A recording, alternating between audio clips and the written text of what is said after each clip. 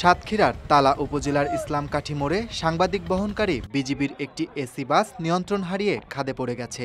বাসটিতে ৩৫ জন senior সাংবাদিক ও photo সাংবাদিক ছিলেন। দুর্ঘটনায় বাংলা ভিশনের বিশেষ প্রতিনিধি এস.এম. ফয়েজ সহ অন্তত ৭ জন সাংবাদিক আহত হন। প্রত্যক্ষদর্শীরা জানান, বৃষ্টির কারণে সড়ক পিচ্ছিল ছিল এবং যথেষ্ট পাথরকুচি না থাকায় বাসটি খাদে পড়ে যায়। সেনাবাহিনীর গাড়িটা আসতেছিল সাতক্ষীরা থেকে খুলনার উদ্দেশ্যে, সম্ভবত খুলনা অথবা ঢাকা থেকে যাচ্ছিল।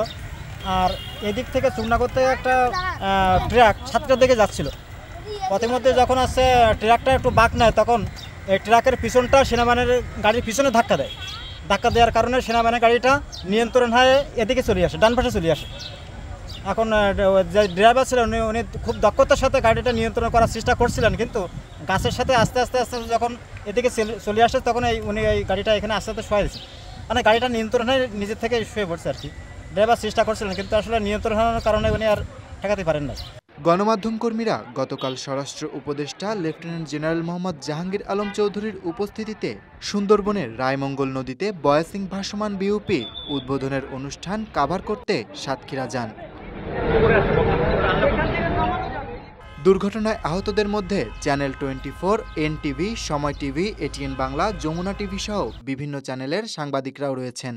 আহতদের সাতক্ষীরা সদর হাসপাতালে বিজিবির ৩৩ ব্যাটালিয়নের সহযোগিতায় তাৎক্ষণিক চিকিৎসা দেওয়া হয় এবং পরে টুঙ্গিপাড়া এক্সপ্রেসে করে ঢাকায় পাঠানো হয়।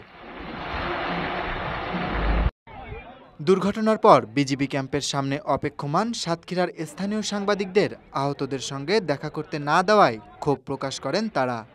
দাবি করেন, এ ধরনের পরিস্থিতিতে একে অপরের খোঁজ নিতে না পারার বিষয়টি অনাকাঙ্ক্ষিত এবং দুঃখজনক।